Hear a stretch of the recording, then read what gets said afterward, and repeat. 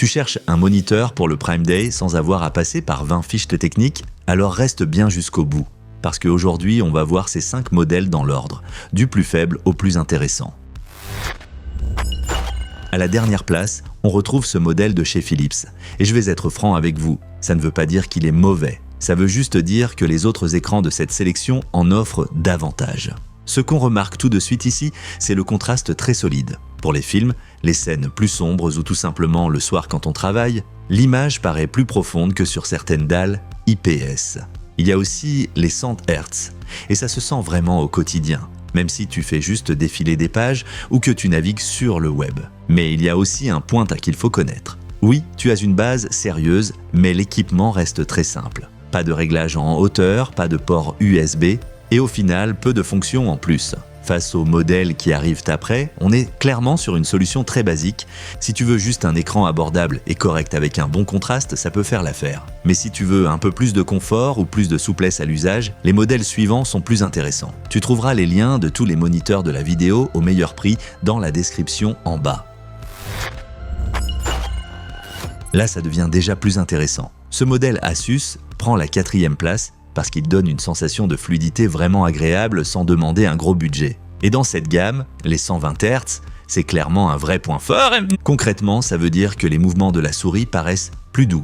Déplacer des fenêtres semble plus direct et même les jeux sont plus fluides qu'avec un écran classique en 60 Hz.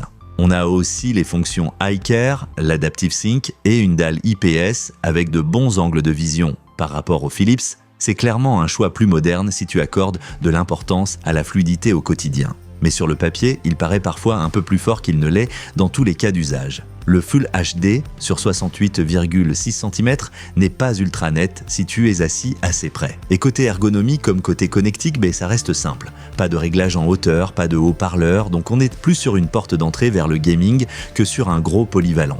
Si tu veux surtout un affichage fluide sans trop dépenser, c'est une option intéressante. Pour le bureau, les études et un peu de jeu, l'ensemble est cohérent. Et si ce genre de comparatif t'aide, pense à laisser un like et à t'abonner à la chaîne.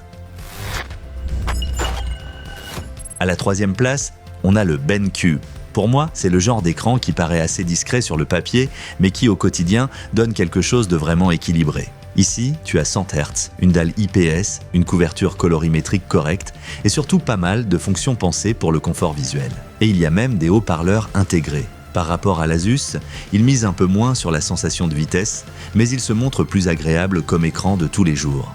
Quand l'écran reste allumé de longues heures, on sent vite qu'il a été pensé pour le confort. Cela dit, il a aussi ses limites. Le Full HD sur 68,6 cm n'est clairement pas ce qu'il y a de plus net, et côté ergonomie, on reste encore sur un simple réglage de l'inclinaison. La connectique, elle aussi, reste assez simple. Face au Dell, il lui manque clairement le côté pratique, et face au LG, évidemment, il lui manque la grande surface d'affichage. Si tu veux un écran calme, agréable au quotidien, qui marche bien pour le télétravail, les vidéos et une utilisation classique, le BenQ est un bon choix. Mais si tu veux plus de confort sur le bureau, alors le modèle suivant montre tout de suite la différence.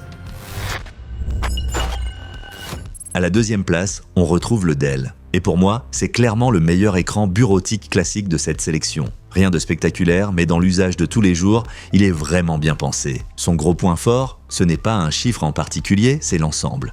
Réglage en hauteur, rotation, inclinaison, mode pivot, et en plus un hub USB.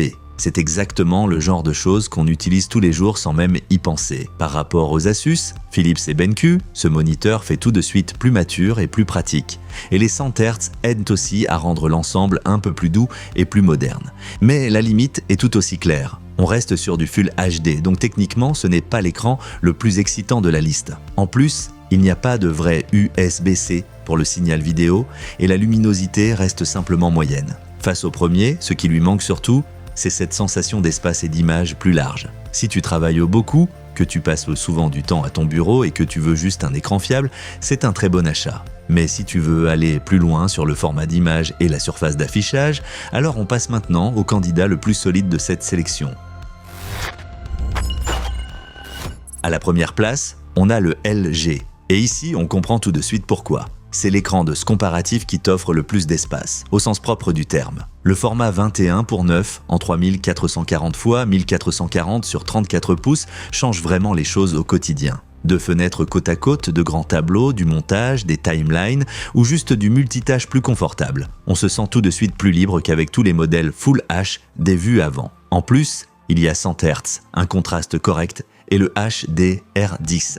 Par rapport au Dell, il était moins axé sur l'ergonomie et davantage sur l'espace de travail et l'impact visuel. Mais là aussi, il y a un point à connaître, l'ergonomie est limitée, donc pas de réglage en hauteur. L'USB-C manque aussi, et oui, si ton objectif principal ce sont les jeux très rapides, ce n'est pas un modèle gaming spécialisé. Mais de mon point de vue, pour beaucoup d'utilisateurs, la grande surface d'affichage compense largement ça. Si tu cherches un écran qui rende le travail et le divertissement nettement plus agréable, c'est clairement le candidat le plus fort de ce classement. Surtout si, pendant le Prime Day, tu veux un vrai changement visible et pas juste comparer des fiches techniques. Va jeter un œil aux meilleurs modèles via les liens dans la description en bas. Et si ce classement t'a aidé, pense à laisser un like et à t'abonner à la chaîne.